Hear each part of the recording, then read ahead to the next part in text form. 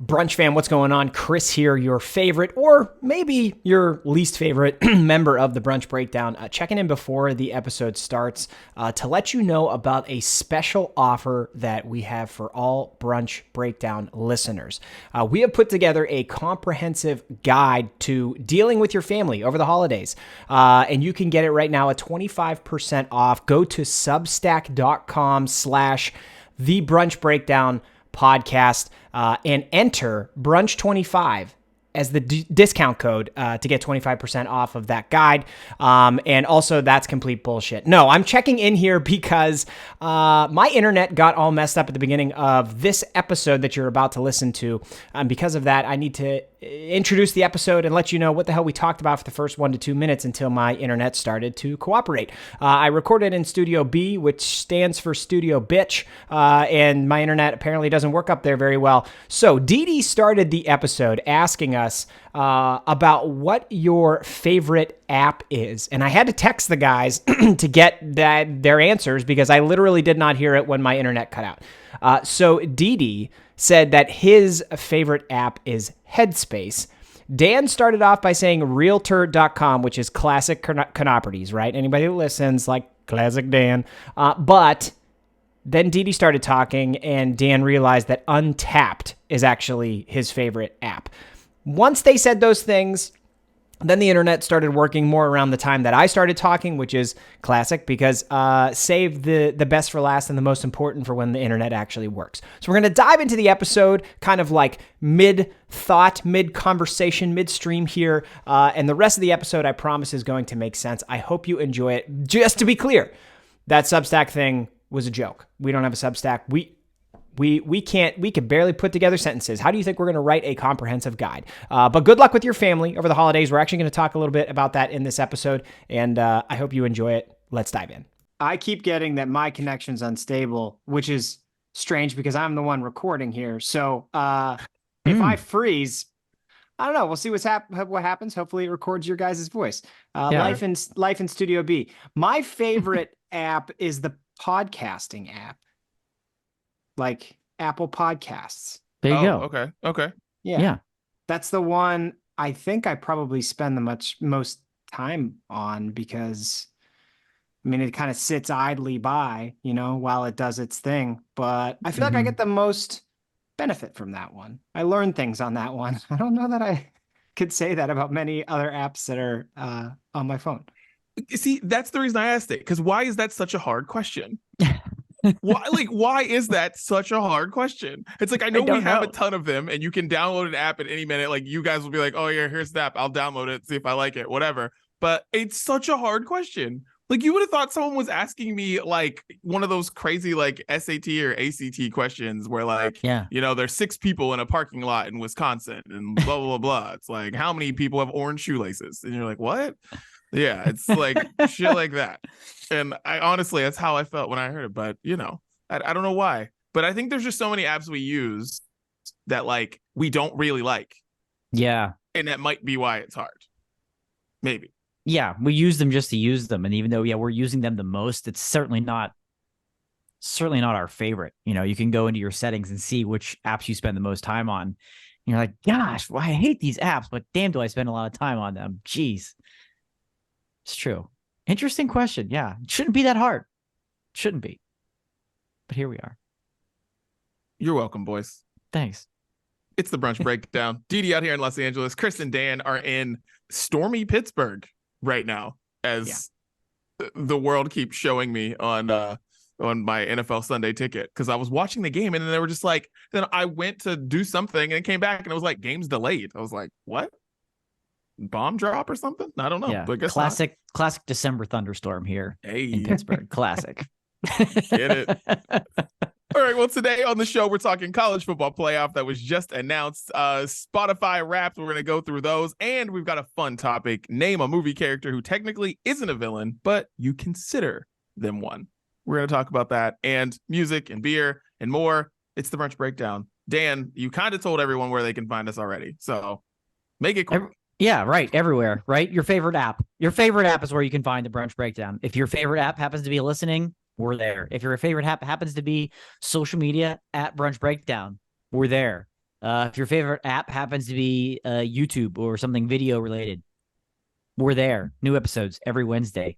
Okay, the new ones come out first thing in the morning. Video Wednesday, noon Eastern, 9 a.m. Pacific, on demand anytime you want to watch. After that, back to listening. Right, we're also going to give you some music. We'll give you what we're listening to each and every week. We call it the Sounds of Brunch. We put that on Spotify, your favorite app. Right. We update that every Friday. Just simply search Sounds of Brunch exclusively on Spotify. Beautiful. Well, it's time to get random topics off our chest. And Chris, you haven't been here in a minute, dude. So get it off your chest. Let's go. Yeah. Missed you boys the last couple of episodes. I was in the Great White North, better known as Wisconsin, and had a good time with family. But you know, I actually was able to spend a little bit more time on social media than usual. You know, because you just have more downtime when you're traveling, kind of like lounging around with family, kids are playing, whatever. And we were watching a lot of football, obviously, because that is how Thanksgiving should operate here in the United States. And I just, like, how did all of these random bloggers get access to all 22 footage of football games? Like, when did this happen? And like, are there bigger nerds on the internet than these dudes that just like take screenshots of a millisecond of a football play and then they just talk shit about why some guy didn't do all the things they think that guy should have done in that millisecond because they saw it on the all 22 footage? I just decided over the past week that those are the most annoying people on social media to me. The guys that like take a screenshot where a receiver is open and say, oh my God, what an idiot. This quarterback didn't throw the football to that guy at that point in time. And like, dude, who's giving them this footage? I'm less mad about the fact that they like have that opinion. I'm more mad at the fact that like somebody's giving them the opportunity to have that stupid opinion. I can't stand, like, man, I could go so far on this. Didi, you and I, all three of us worked in sports. Didi, you and I both worked in sports talk radio for a while. Okay. I, for various periods of time, I'm just going to talk about myself here, was on like FM airways talking about sports. And I'm telling you that not to brag, to say like Chris, who played trumpet at the football games, should not have had access to be on, like, who am I? I'm on there talking about Division I athletes, about the Steelers, about like the Penguins and what they should have done. Who the hell am I? Who the hell am I to have these opinions and be talking to that many people at one time? I just think like, man, we gotta rein this shit in. Okay. Like it just, it annoys me so much. It annoys me so much to have people who sit on the couch watching professional athletes do what they do, then talk shit like they know what they would have been supposed to do in that exact moment. It drives me batshit crazy. I can't stand it. Yep. 100%. I agree with you. And you can blame NFL.com for that because you can buy the all 22 footage. Like you can buy like a season package. Get out of here. here. You buy anything else, you can go get it on there. I did not know that. Yes. That's you ridiculous. Can, like, yes. So you can, they basically give it to you so you can literally just, you know, be the biggest dork you want to be at a price. So. Guys, like I sort of don't blame Michigan and James Harbaugh and for stealing signs now. I don't blame him. Like if it's available to, you know, I know we're talking NFL, it's available to the public, but like, come on, to your point, Chris, like not everybody should have, like, should we have to elevate the level of sports journalism and not insulting those who have done it as you two and those who do it now, but like maybe because like not everybody should just get a voice. You should have to go through some like serious training. Like if you didn't play in the league, that's the other thing. You get people calling in. You guys probably had this happen all the time. Oh, I played college and then Division III, so you know, here's what I would have done. Shut the hell up, Jim from Aliquippa. Like, no, your opinion is irrelevant. Get out of here. Yeah, it's always good when people drop their credentials before they tell you their opinion.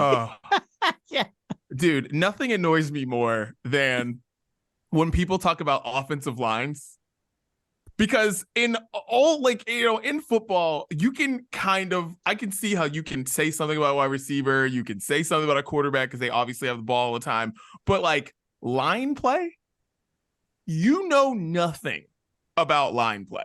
Like, there's a reason why, like, every analyst, like half the analysts on ESPN are linemen. I think it's mainly because like no one else can talk about that part of the game. Right. So like, it's like line play. You can't, like, I have no idea what goes through the mind of an offensive lineman. I'm more fascinated. I was like, why do you guys all have like knee braces on? That seems painful. How do you guys do that? Like, honestly, I know nothing about offensive line play, but that annoys me more than anything when you just have random folks talking about offensive linemen, because I'm like, how? Mm-hmm. Yeah, right. Have 7 250-pound people run at you full speed and then tell me how you would have reacted, you dipshit. I can't stand it. I hate it so much. And also not hold. They act like not holding is just the easiest thing to do in the world, right? You be in that instance and it's your job to protect the guy behind you. Tell me you're not the little grabby here now and then. Give him a break. Yeah, it's like, okay, if I just go Olay and let you go through, like, that guy gets killed. Yeah, like, right. You what? lose your job. What am I supposed to do? I'll take 5 yards instead of losing my job, please. Yeah.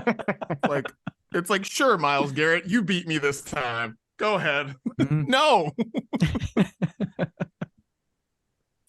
Oh, I hear you, Chris. I hear you. Dan, get it off your chest. Oh, I would love to. Thanks, boys. We're talking music as we do every week on the pod.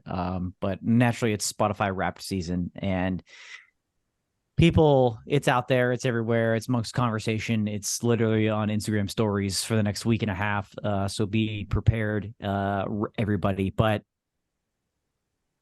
I caught wind of this in a conversation of somebody talking about their Spotify Wrapped, and it just made me think that there's something I need to say. If you're a grown adult and someone in your house doesn't pay for music, you are an asshole. Like, it's just plain and simple. You're an asshole if somebody in your house doesn't pay to listen to music. And now, before everybody gets all mad at me, this is coming from the generation, our generation, of Napster and Kazaa and LimeWire, right? Where we thrived on ripping and downloading free music any way that we could, even if it had a little like at the beginning of the song or something. It didn't matter. We wanted it. We'll take it. But like, things have changed. Things have changed a lot now.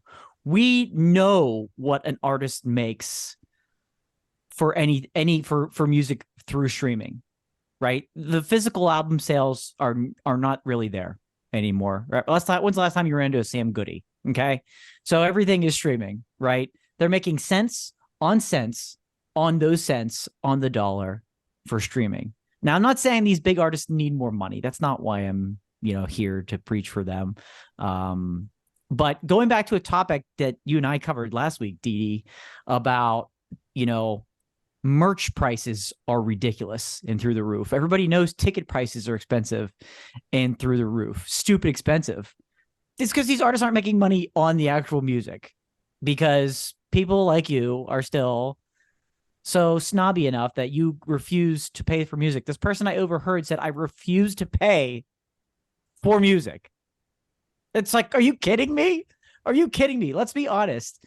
For the cost that it is to use Spotify every month, or Apple Music, or Pandora, or wherever you like to listen to this podcast, or actual music, it really isn't that much when, the monthly fee compared to what we used to pay for a single album, right? We'd pay $15, $16, $17, $18, $19 for a CD, the album, one that you really, really wanted. And we act like Spotify is $150 a month. Ladies and gentlemen, come on. And you can listen unlimited. It's unlimited, right? There's no limit there. Just get rid of it. Nobody wants those commercials anyway. Stop listening for free. Get rid of the commercials. Just pay. Just pay for music. Okay. So if you have a full-time job, life's going okay for you, and mommy or daddy isn't paying for your credit card anymore. It's time to grow up and pay for the music, people. That's my public service announcement for today. Agreed. Yeah, pay for your stuff. Also, pay for your Netflix too. Like, I've had to kick people off of like my Netflix account because I was like, you're a lawyer. You get off my Netflix account. Like it's fun. Like it was fun for a bit. Like, it's like, oh yeah, we all were sharing each other's passwords, but I'm like, you know what? Grow up. Because once you get kicked off of something because somebody else is using it, you're like, wait, hold on. This is my account. I just got kicked off my own account because all these other people have my password. Nope. Change password. Kick all you off. I'm done. Like, yeah. So grow up and pay for your own shit. Netflix kind of cracked down on that, right? Like the amount of of shared accounts you can have now, which you can tell it's a problem if they're doing that. Yeah, man, I agree with you, Dan. And it's funny because probably 10 years ago, I thought paying for music was stupid. Yeah. But here we are. Dude, I'm with you because I used to think that paying for music was stupid too until I noticed that like no one was buying music anymore. Right. I thought people were doing what I was doing, where it was like, I still bought music. I just didn't buy all of the music. Right. But then I realized, no one's buying it anymore. They're just not buying anything. Got it. Then you start to feel a little gross about it. I don't know. People, dude, music, it's the most devalued art form. Like, I don't know why anyone, like, we live with musicians. That's how musicians never get canceled. For real. They never do. Because we live with them.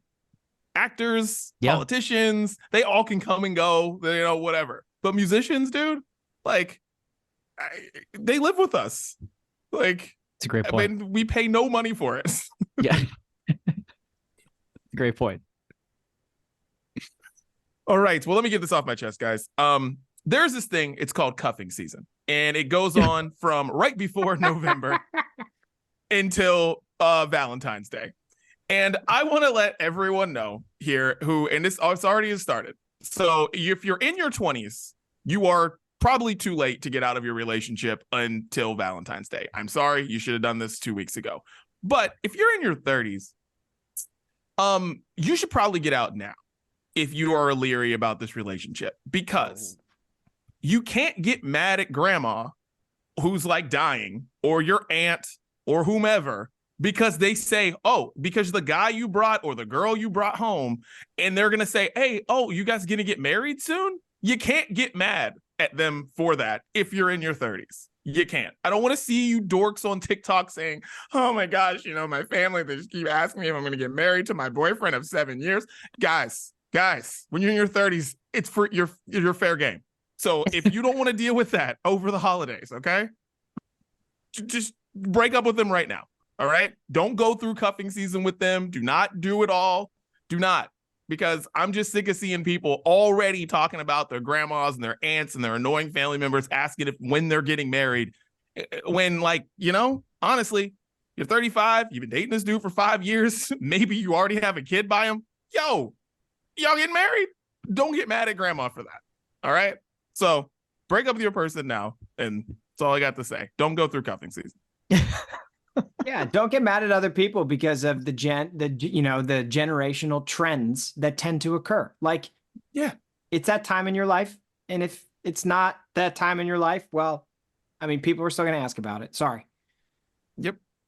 Yeah. Wow. I've never really. You always think internally with cuffing season and what that means to you, but yeah, that ripple effect around the holidays and the questions that come with it, and most certainly in your 30s. Also, just like, don't waste your own time and that person's time. If you're in your 30s, yeah, it's time to figure some shit out. Okay, it's time to start paying for music. Time to grow up. Time to figure some shit out.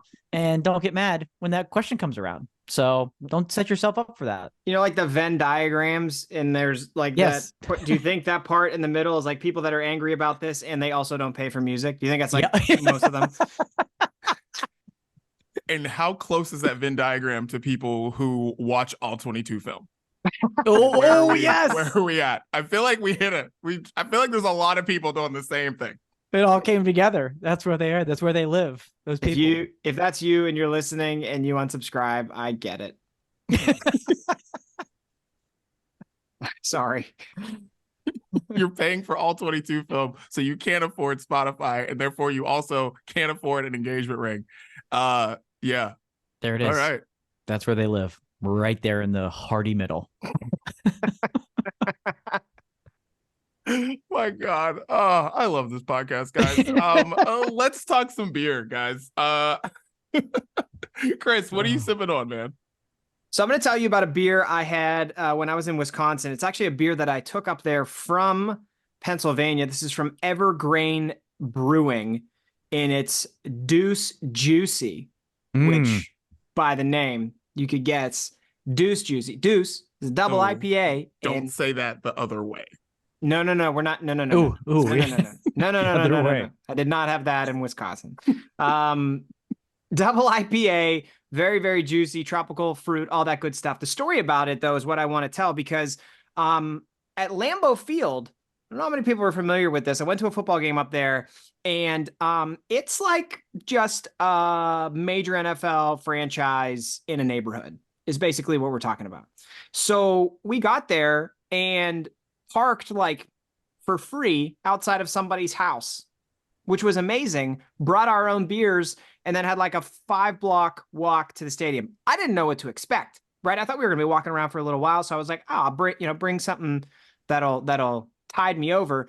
But it turns out we were like 10 minutes from the stadium. So I had to chug a Deuce Juicy, and I felt like I time traveled because it was like a 9% IPA. So I don't know that I really had the experience that I wanted to have with that beer because you shouldn't be chugging double IPAs really at any point in time. But you know what? I'm 36 and I did it and I survived to tell the story. And I will always remember Deuce Juicy for that. So that's my beer of this week. That's amazing. That's absolutely incredible. But shockingly enough, SoFi Stadium is built in the middle of Inglewood. And it is literally, when I say in the middle, like you park for that game. If you do not park around the stadium, you park at I parked at a local high school for the Beyonce concert. Like you park in somebody's driveway. It looks like you're going to a college football game. Cause I remember that in like Morgantown where it would just be like, oh yeah, $20. You can park in my yard. Yeah. That's what it's like. That's crazy. I wouldn't think that in LA. That's what it was like in Green Bay. But that's what it felt like though. It felt like a college atmosphere. And then part of the reason it felt like a college atmosphere is probably because I was chugging a double IPA. So I had to chug a Deuce Juicy. One of the greatest lines in the history of this podcast, ladies and gentlemen. Oh my God. And it didn't lead to a juicy deuce. Right. Nice. All right. All right. Well, I talked about Slow Brew last week, and I have another one from Slow Brew. It's the Aloha IPA, but blood orange hazy. Of course, right? I mean, come on, guys. Like, let's be real. Of course it is. Can I tell you, blood orange, all right, dragon fruit, guava, and it just says it's crushable. Like if you were to search for Daniel Dudley on Google and you wanted to type in some keywords to find him, what he just said is the keyword: guava, dragon fruit, blood orange. If you type those things into Google, Daniel Dudley's picture shows up. That's it. Like you want to talk about something that you could just like completely crush and not even know. You're like, this isn't beer. This is it. It's terrifying. It's absolutely terrifying. It's so good. And there's so much fruit in here. And I don't know how they do this, but there's almost too much fruit in here. Like, is this my beer of the year? I don't know. All I know is this is everything that just hits. Contender, late year contender. And if we're putting betting odds in Vegas on this right now, like Dan, recency bias, if nothing else, I think this is his beer of the year. It's only a few more weeks left in the year. It's true. Yeah. It's going to take another amazing beer to get this beer out of his head.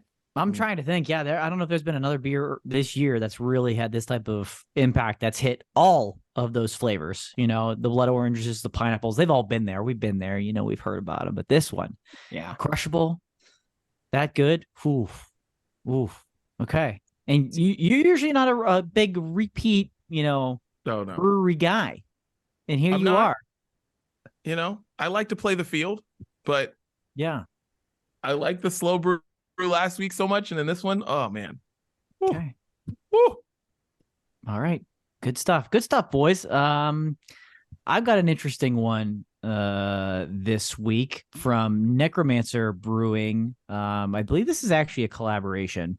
See if I can verify that. I thought this was a collaboration with Trace Brewing. It might be. It might just not be on the label. But this is the Forbidden Fruit from Necromancer, and it's a smoked sour ale conditioned on blackberry and peach puree. Little history lesson with this too. Right on the label. This is beautiful. Forbidden Fruit is a modern take on a peculiar historical style of beer, gentlemen, reaching peak popularity in the 1800s. Okay. A traditional Lichtenheiner is marked by the delicate balance of smoke and sour. And guess what? They did it. Got in the DeLorean, went back in time. We've got just moderately smoky beer here with nice sweetness, tartness, sour balancing of blackberry and peach. It's delightful, a delightful little beer here. A great balance of all of it. Smoky usually is where a stouts lives with stouts. They live in the same house, in the same block. Smoke and sour doesn't sound like it would get along, but the Forbidden Fruit is why they do. So here we are. A lot of fruit going on this week. The Fruity Boys. I like it. Fruity, juicy, double juicy, fruity. Juice Fruity Boys. Good Lord. Juice Fruity Brunch. Well, cheers, gentlemen. Cheers. All right. Well, let's get into the main menu. College football playoff just announced. Michigan, Washington, Texas, Alabama, no Florida State. 13-0. How do you guys feel about the college football playoff? I'm gonna take this one. Okay. Welcome back. And I'm gonna preface it by saying I hate Florida State. Okay. They have been whiny crybabies for the last couple of years because they're in the ACC. But you know what, boys? You signed up for the same shit that everybody else did. Okay. You created this mess. You're here. This is just proof that the sport is not only controlled by the TV networks, but it's made for TV. Like, I have never been more convinced that that's the trajectory of college football. You cannot convince me otherwise, because basically where we're at is, I mean, the TV networks control the conferences, right? What we're ending this all with is an ESPN conference and a Fox conference. So we have that going. We have coaches that are leaving teams whenever they want, going wherever they care, not bound to anything. We have players doing the exact same thing now. Fans now have to like buy new players or buy your players back to try to get them to just come back and play for the same team.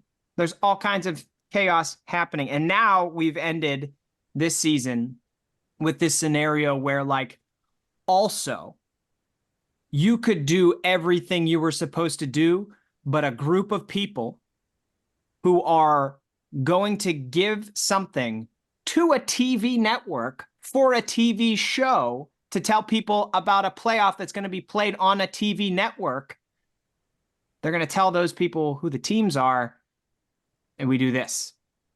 They decide if Florida State shouldn't be in there because their quarterback is injured? What?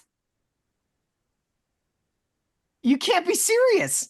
To me, it's like even more reason they should be in it is because their quarterback got brutally injured. Like his leg yucky. Okay.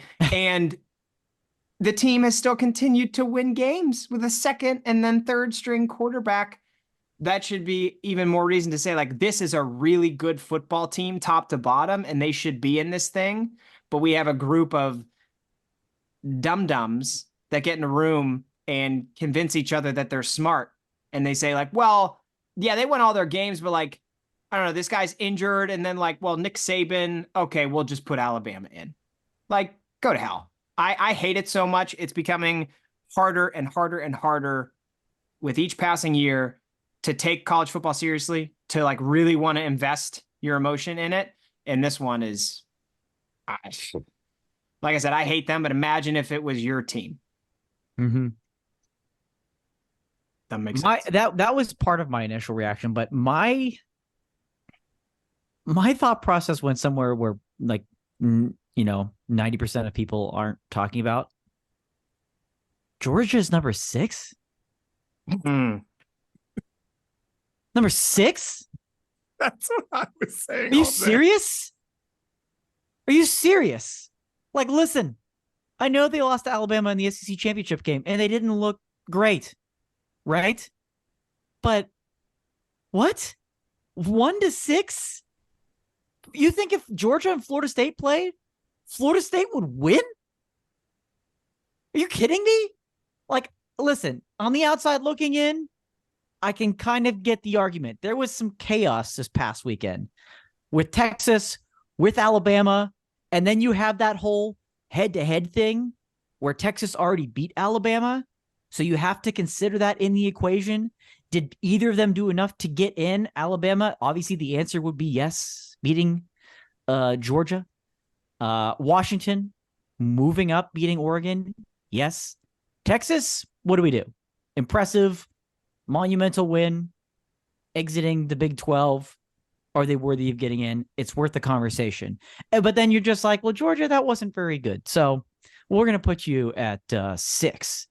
That one makes no sense to me. The Florida State discussion will be a fascinating one. It is a fascinating one, especially when they were on the outside looking in, and then they got back in last week, and then they did what they were needed to do with a third string quarterback and win the ACC championship, and then still not good enough. So fortunately, in a couple of years, we don't have to talk about this, right? Because we shouldn't be having arguments for, who's on the outside looking in when we have, what, a 12-team playoff, right? We're not that far away from that. Like, we probably won't be taking that as seriously of like the 13th ranked team. We will. Like, we just won't be talking about that team that's left out as like somebody who could win it. Who could win. People would be mad. Yeah. Yeah, people will be, because right, this year that's LSU. Do you really think LSU can win? And even as an LSU fan, no, don't belong in that conversation. But Georgia, what the shit? Okay, guys, as the TV person in the room, I love the committee because they could do things like this. They were waiting for that Florida State quarterback to literally show anything. And if you are investing, or a company's investing $1 billion into your products, and what you're going to give to them is whatever that Florida State quarterback was after their quarterback got hurt, you can't do that. You just can't do it. Now, I think Georgia should be in. I don't know why that's not the conversation, even though I get it. Florida State's undefeated, whatever. But like, they're defending champs. Like, they just lost to Alabama. I don't know, but whatever.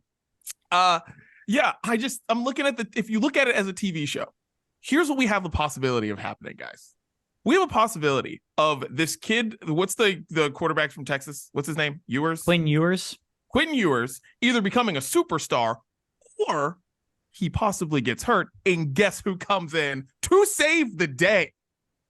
Arch Manning. Wow. Yeah. That's what we have.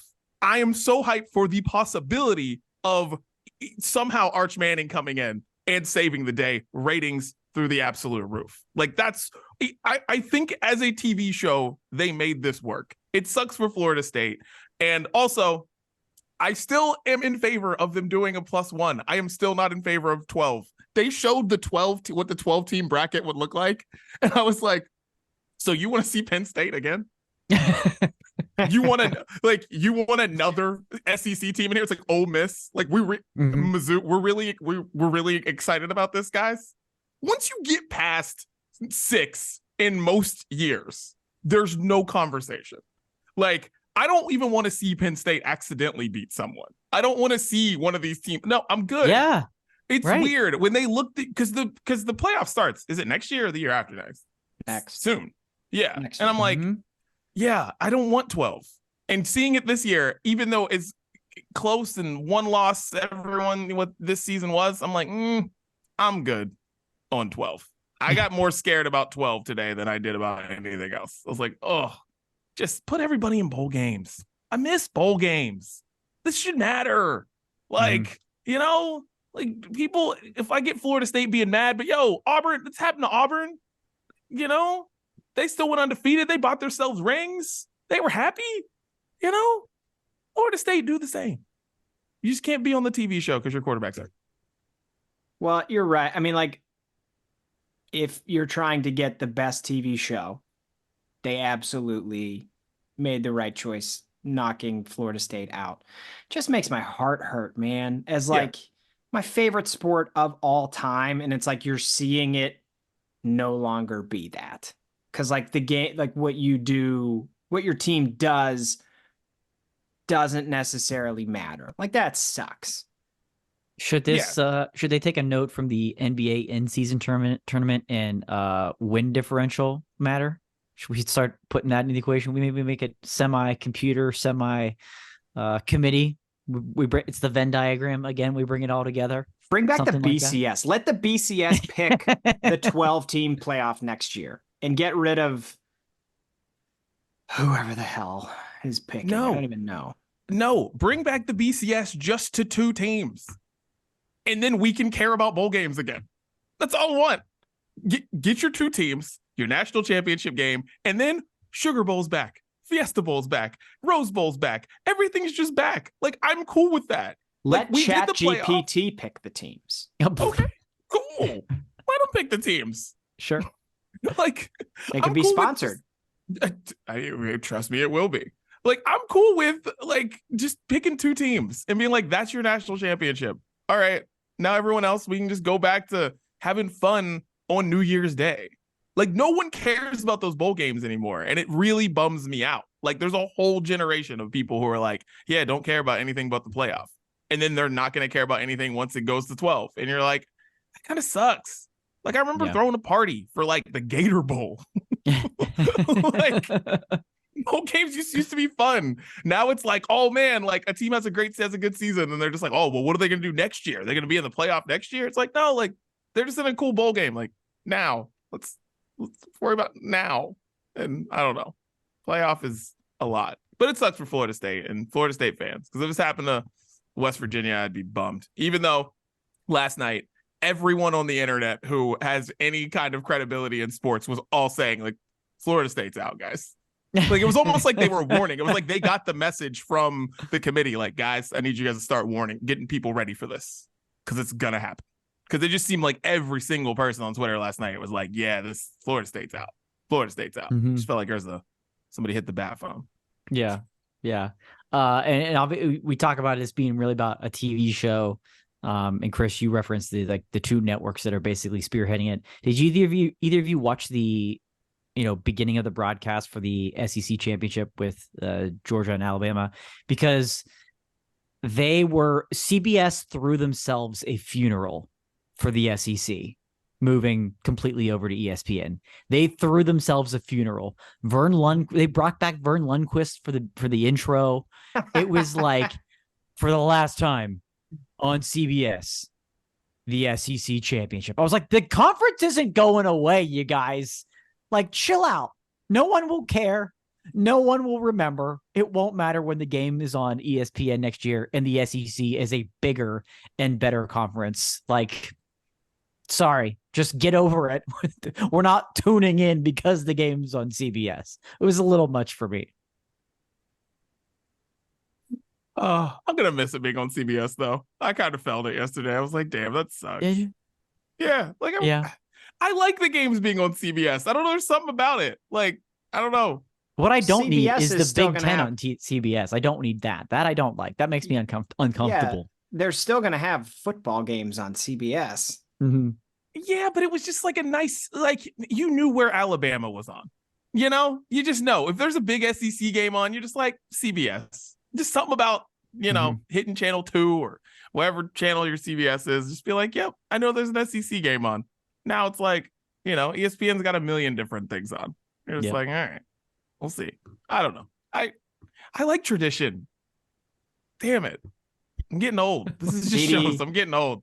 Didi is going to miss the Jimmy Kimmel Bowl so much. Like, Yeah. Tropical Smoothie, Cafe Frisco Bowl, San Diego County Credit Union Poinsettia Bowl. Yeah.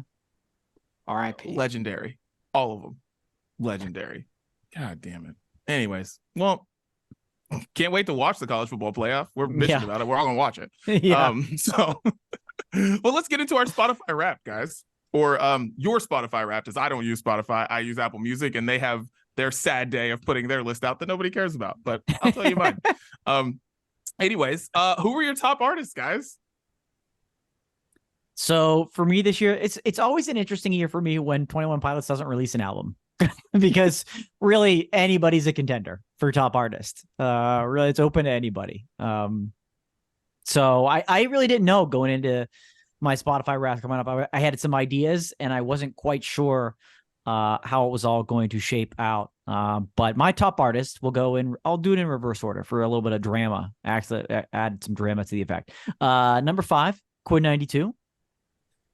Number 4, Teddy Swims, our boy. Surprise. Yes. Number 3, people over my shoulder, Paris or Pavervis, Chris's favorite group, Paris. Number 2, Post Malone. And number 1 belongs to Blink 182. Congratulations. Top artist of the year, Blink 182. Of course, right where they belong.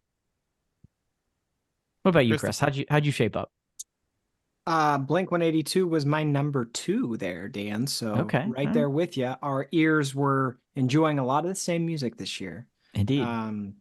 Once they announced Tom, I just couldn't stop listening to Blink. The thing about this year is that like a lot of 20th anniversary stuff happened just in general. But like 20 years ago was 2003, which was like the best year in pop punk of like ever, the amount of amazing albums that came out that year. So my number 5 was Set Your Goals. I listened to the Mutiny album a lot. Number 4 was Kid Quill. Number 3, 4 Year Strong. Number 2 is Blink. And then number 1, Real Friends is just a band I always gravitate back to. So they had new music this year, but I find their albums to just be good listens whenever. So those are my top 5. Shouts to you, Chris, for your kids not taking over your Spotify. Katie's, they use Katie's. Oh, okay. Nice. Okay. Got it. All right. So Travis Scott, number 5. Number 4, Disney Jr. Just Disney Jr. as a collective, as a whole crew. That's almost like a genre. Shouts to the whole crew, like Kia and the Emoji Heroes, Spidey and his amazing friends, like all those things, like just the whole clique, you know, the whole record label, Disney Jr.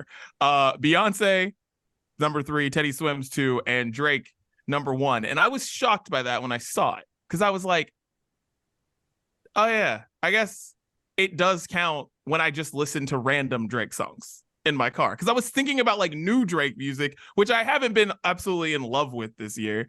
But like, I was like, wait, yeah, I was, because I was thought about it. I was like, oh yeah, I was like listening to like I'm Upset like the other day in the car. Like I was just like, I don't know, I was listening to, and I listened to like In My Feelings, like what, like that's a great song. I just listened to a lot of Drake, and I just realized that like it's just random Drake songs, they count in your list too. Yeah, but I feel like if you listen to his new album once, he's going to be in your top 5. Well, yes, great point, Chris. He's got a built-in advantage right then and there. That's also another thing. You're going to give it a chance. Then you're like, this is good. I need to give it another listen. Boom. That's a ton of minutes right there. Maybe that's his strategy. Maybe that's his strategy. I mean, I think it is the strategy, and yeah, and I'm coming around on the album now too. So it's so I have listened to it a lot. Yeah, my gosh. All right, how many minutes did you guys listen to music this year? Oh, I didn't mark that down. Oh, I'll go look. Okay. I'll say this. Mine's low. Okay.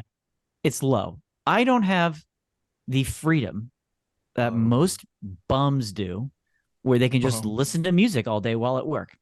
Okay. I can't do that. I'm also a huge fan, as I've said on this podcast, of Sirius XM radio. So that's kind of what I do in my car because I like somebody else picking the music that I listen to. So Spotify, as much as I love it, I came in just under 5,000. Yes, just 5,000 minutes this year, not 105,000 like some of you people. Well, same. Mine 22,761. And I listen to a lot of Sirius too, but I definitely listen to a little bit more Apple. But Chris, did you find yours yet? Because I have a fun stat. Go ahead. What's yours? 15,230. Nice. And it's interesting that you mentioned that Dan, you mentioned how yours was low. Yeah. The average person in America listens to 961 minutes of music. What? 961 minutes of music per year. So if you are over that, because I always wonder that because I see people's numbers and I'm like, man, that's a lot of music. I'm like, that seems like a lot. And I see my number and I'm like, that seems like a lot. And then I just like Googled the average number of music people listen to a year, and that's it. That's wild because everybody's numbers are huge.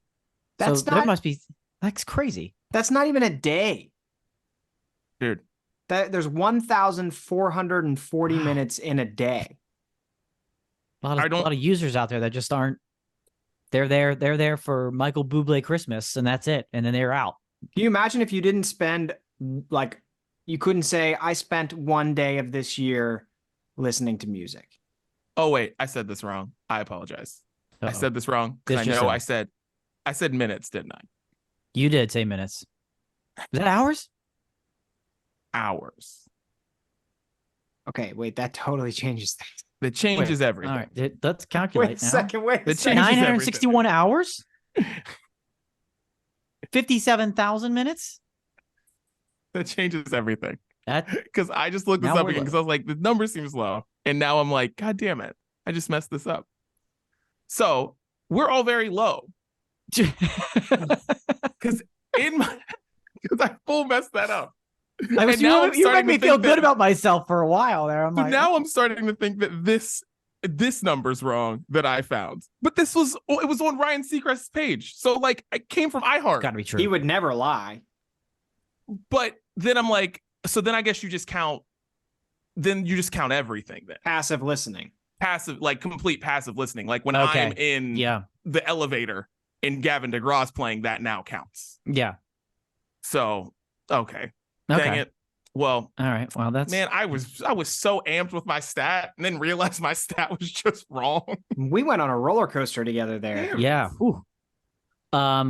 There was a new feat. I think it was new this year that I thought was interesting that gave you a location based on like where most of your listening habits are and like where a collective of people most listen to that same type of music. Chris, did you see yours? Do you know what yours is?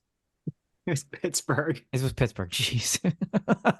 Wait, is Pittsburgh like the home of pop punk? Because everyone I know who listens to primarily pop punk music got Pittsburgh on their list, whether they live here or anywhere else. There's a big emo contingent here in Western Pennsylvania. Exclusively on Spotify, I guess. That's interesting. Okay. Yeah. Yeah. I saw a lot of Pittsburgh too. And I thought, does this thing work? Is this thing working? Is this thing on? Like, why are we choosing the city that we're living? For me, not Pittsburgh. Cambridge, Massachusetts. Oh, Cambridge, Massachusetts. It sounds like a lovely little town. Yes. More likely to be fans of the Aces, Mr. Wives, and Remy Wolf, who surprisingly none of them made my top 5. I would have expected that could have been 3, 2, 1 right there. But they sound like lovely people, and I think I need to plan a trip to Cambridge, Mass, to be with my friends. You should go there and just start shaking hands. Be like, hey, I heard you might be interested in Remy Wolf. I heard the odds are likely that you like Remy Wolf, and so do I. That's why I'm here. Hello. Oh my God, Dan, if you were still single, you would have to move there. Oh yeah. You would 100% have to move there. Yeah. Like that collection of artists and being able to pinpoint that to one place, like. Right. Yeah, you're right. Especially that collection of artists, right? Yeah. Like, we're not talking like huge names here where it's like, well, yeah, whatever. It could be anywhere. But, and I like Massachusetts. So I would have given it a shot back in the day. Spotify, you're a couple years late. And if you're listening and you're single and you're worried about your grandma asking about when are you getting married, like open your Spotify Wrapped and plan a trip. That's what you got to do. This is love advice from the Brunch Breakdown. It really is. Oh my God. Made for you. So many pop punk fans in their 30s are moving to Pittsburgh now. They're like, I've been seeing it on lists. I guess it's a sign. Oh God. I do have a couple of Spotify notes for the Brunch Breakdown this year. Oh, guys. Hey. I know I haven't shared these with you. So there were a couple things that I wanted to, and hopefully everybody that's listening, the Brunch Breakdown ended up in your top podcasts, whatever it was, top 5, top 10. So we hope that that landed that way for you. Now, naturally, not all of our listeners are on Spotify. A good percentage of them are. We don't know the exact number, but we know a lot of people do listen on Spotify. I know a lot of people listen on Apple podcasts as well. But for our Spotify listeners, 2023, we saw a 23% increase in streams. So thank you for those of you listening on Spotify. That's a great jump. 23% increase in streams. We had a 20% increase in followers on Spotify. So thank you for following on Spotify and listening, getting those episodes every week. Whether you've been with us for every episode along the way or you just joined us this year, we appreciate you. And speaking of that, 45% of our podcast listeners discovered us this year. They locked in. They found us this year, and they've been riding it with us ever since, more so than last year. So some interesting numbers. Yeah, good year for the pod, boys. Good year for the pod on Spotify. Well, I have another interesting stat. We've gotten more followers and listeners this year than ever before. Coincidentally, this is the least I've been on the podcast of any year. So I'm starting to feel like, is that why? Is that why? Can we get some listener feedback? Do you just prefer I not be here? Is that why? It's not that they prefer you not be there. Think of yourself as like the crazy uncle that's like, it's better suited for him to be at like an outdoor gathering. So summer, Uncle Chris is cool. But when everybody's inside on Christmas, I don't, we don't really want him there. I get it. That's fair. But we love him. We love him. It's just more like, we don't want him over every week for dinner, just like the holidays. Yeah. Just like the big gatherings. I get it. I totally get it. Yeah. Yeah. So it's not like you're like the person who just we don't just want you like at church on Christmas or Easter. Like we want you in church more.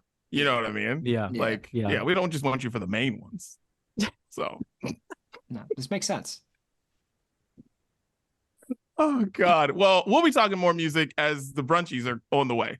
Yeah. TBD. Ooh, couple weeks. Yeah, like very soon. Gotta figure that out. Yeah, boys. like note to us. Yeah, note to us. Brunchies coming very soon. All right. Before we get out of here, let's do this topic.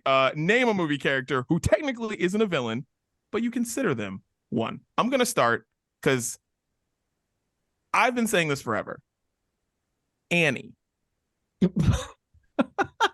What her and her homegirls do to Miss Hannigan is just wrong.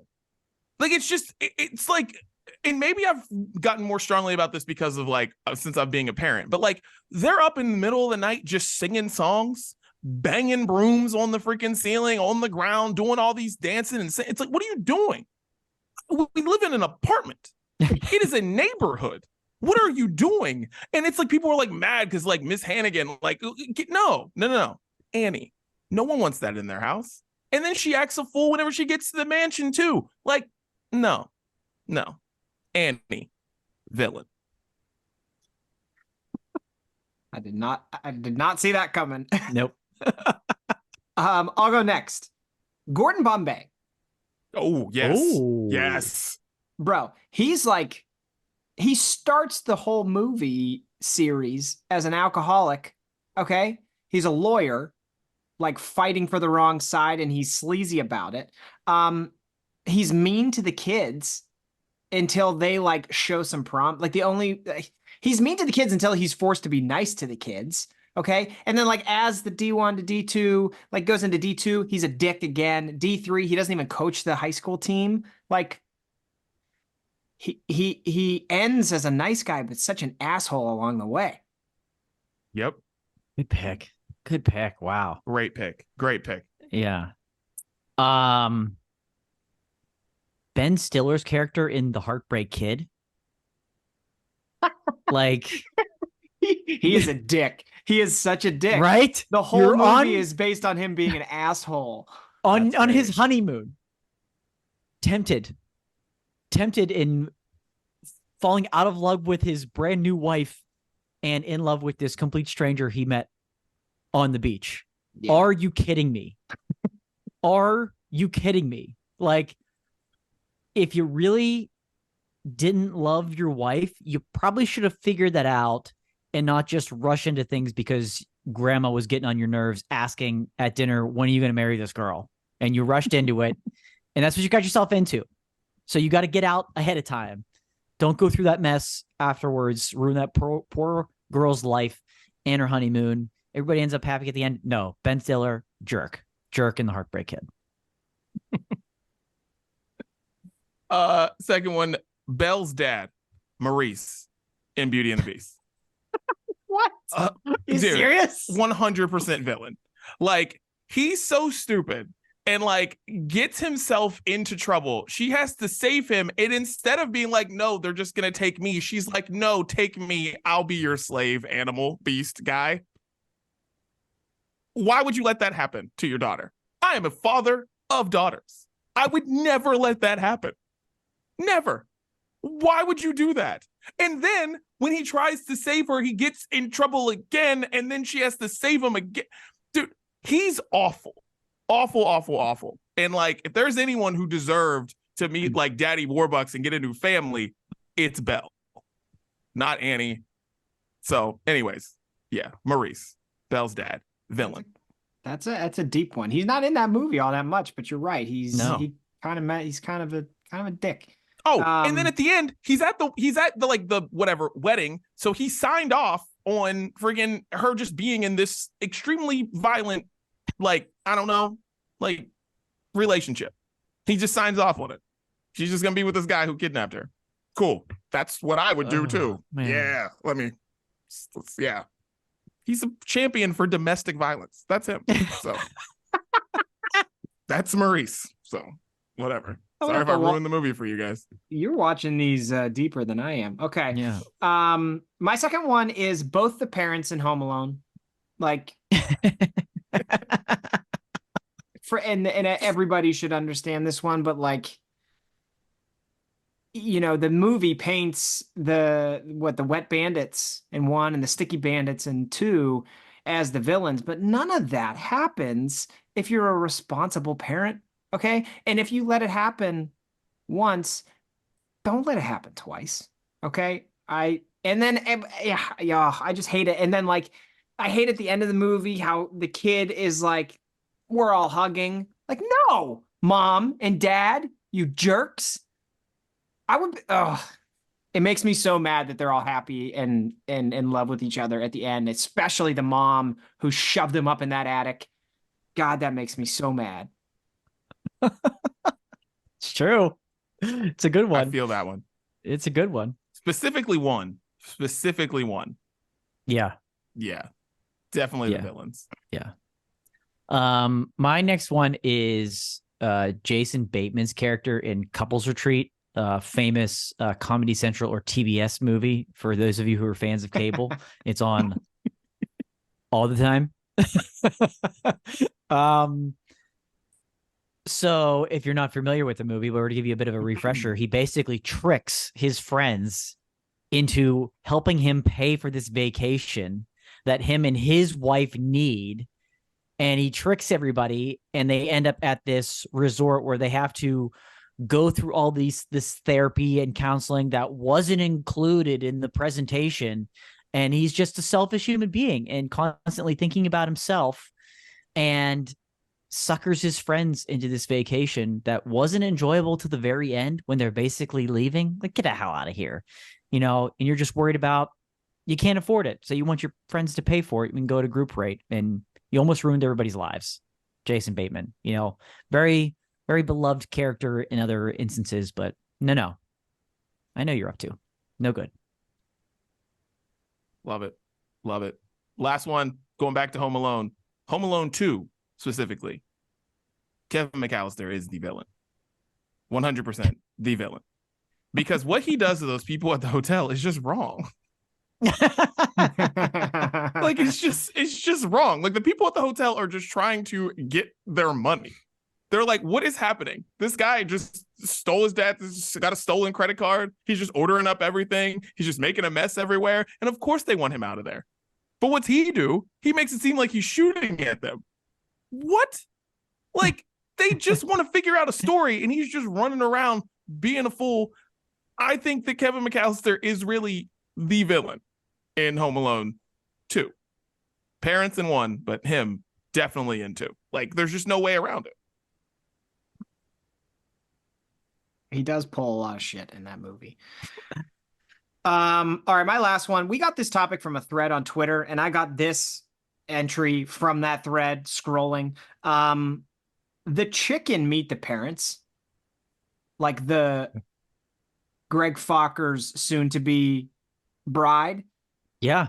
She allows Robert De Niro to be viewed as the villain by not supporting her soon-to-be fiance. Okay? She just assumes her dad is right. She sides with the whole family when everything seems to be going in Greg's direction and Greg's fault. She thinks Greg ends up lying on the MCATs, which Greg doesn't. I really don't think that there should have been Meet the Fockers, because I don't think they should have gotten married, because her behavior was inappropriate. And so I think she's the villain from that movie, not Robert De Niro. I love it. I like that one. Never thought about that, but I like it. Last one for me. I'm gonna give you like an A and a B, because we're talking movies. I had one that was I think pretty well known to a lot of people, and I think people share this, but Willy Wonka. We know what he did to those kids. We know what he did. Okay, everybody knows. Only someone with a dark, cold heart as a villain could do those things to those kids. Willy Wonka. Also, Grandpa Joe, definitely a villain. Are you kidding me? We've talked about Grandpa Joe on this podcast before. Okay. But the alternate one, we went movie focus here. I was thinking TV when we first started. And the TV character that came to mind for me that's a villain is Steve Urkel in Family Matters. Absolutely a villain. 100%. 100% he's a villain. He's always up to no good, messing around, messing shit up for that family, for Carl. Poor Carl. Just a police officer out there risking his life every day. He doesn't need to come home to the stress of Steve Urkel. You know what I mean? He's trying to win over Laura when Stefan is a perfect human being. And, it was just that meant it with people's minds being different. Like, no, Steve Urkel, villain. Steve did put a lot of stress on Carl's heart. Okay. A lot. Yeah. And he's already an overweight man. He didn't need extra stress. You don't need that. Carl's out there trying to like save Bruce Willis, from Die Hard. And then he comes home and he's got Steve Urkel. Yeah, I could see it. Yeah. That was fun. And now I want to do it again in like a couple months. Yeah. Yeah. I love that. Oh gosh. All right. Well, let's get into music before we get out of here. What we're listening to, and I went to see Jeremy Zucker on Friday night. Nice. Killed it. I'm gonna put "Not Your Friend" on the playlist. Nice. I'm just gonna do some of my Spotify top songs, since they're top of mind. My number one song from the year, from the story so far, their song "Quicksand." I dare you to play another song when you're in the gym and say that it's more motivating than this song right here. Ooh. Okay. Challenge. Challenge. I like it. Pitbull would like a word, but let you have your moment.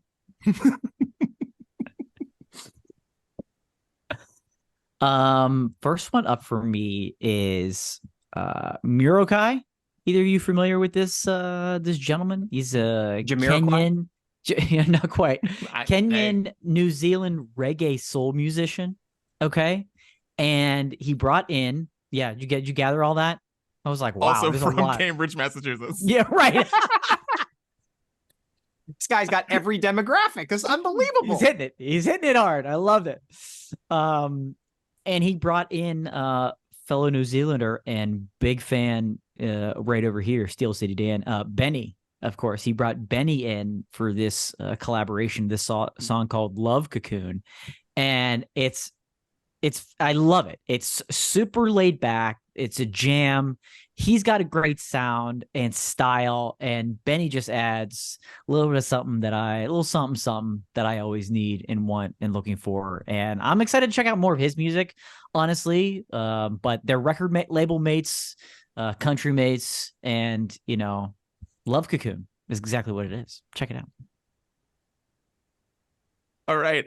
So here's a fun LA story. As I'm walking to the Jeremy Zucker concert with my friend Austin, who works for SiriusXM, he says, "Yo, Alex," and I don't know who Alex is. He turns around, it's AOK, who is a frequent collaborator of Jeremy Zucker, Chelsea Cutler. They've got their whole collective going on. AOK makes great music. Kings of Summer. I'm gonna put that on the playlist because that was just weird to just. Being in this city is fun. So wow. There's that. Nice. My second song is from the Wonder Years, Came Out Swinging. It's another one that gets me highly motivated. Boys, I've been tired this year. Okay. I've been quite tired, and I've needed to summon up the energy to train on a lot of days. So my top songs are full of energy, and this one does it. This one hits. Okay. Came Out Swinging, Wonder Years. That's my number 2. Nice. Listen, I put Glades on the playlist last week, and I'm doing it again this week. And frankly, I don't care. I don't care, people, because that song last week, Summers for Lovers, is phenomenal. And they put out another one this past week called Different. And I absolutely love this band and everything that they put out. I'm not just doing it to be lazy. I truly do. And I want you to get on board before it's too late, before we go through what we went through with how many artists do we give you on this playlist that just completely blow up. This is your warning. Get on Glades right now. If you liked Summers for Lovers last week, you will love this new one called Different too. So more Glades. Be glad. Dan, you're allowed to put whatever music you want on the playlist. Thank you. Thank you very much. All right. Beyonce, the queen, put out a new song to go along with her movie that came out this weekend. It's called My House, and it's great. And it's gave me the energy to do what I had to do on Friday. So I was like, I needed the energy. The queen gave it to me. So Beyonce, My House. Chris, add it to your workout playlist. All right. There you go. All right. This last one for me is actually from this year.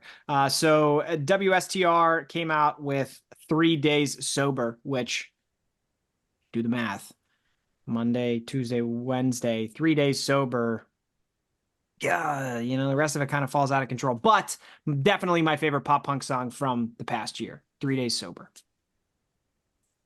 I like it. Okay. And then last one for me, I'm going to put Bad Sons on the playlist. they've been putting out some new music. They had a new EP come out a couple weeks ago called Infinite Joy. They fall right into that kind of alt rock indie style that I like, and a song that's really catchy, but also the lyrics might give you a little bit of a chuckle, or it might give you, one where you're like, yes to these lyrics. Yes, I want to scream these with you. The title won't give it away, but everything is the title. ... So give it a listen and see how you, in whatever method you'd like to relate to it. Oh, I like it. Yeah. Nice little mystery. Little tease there. Yeah. Well, that is what we're listening to. Check out the playlist on Spotify. Tell Alexa, tell Siri, play the sounds of Brunch. All right, boys, final thoughts on the Brunch breakdown. We basically mapped out the life plan of any single 30-year-old, so you're welcome. That's true. We solved really a lot of problems today. Set you up. You try to avoid cuffing season, the questions from grandma. We're just trying to make sure you're not like Florida State. You know what I mean? You don't want to be getting those questions. Like, what happened? Thought you had a great year. Thought you had a great season. What happened there? Just move to Cambridge, Massachusetts. Everybody will be much happier. You did everything right, but why are you here? That's the Brunch breakdown. We're out.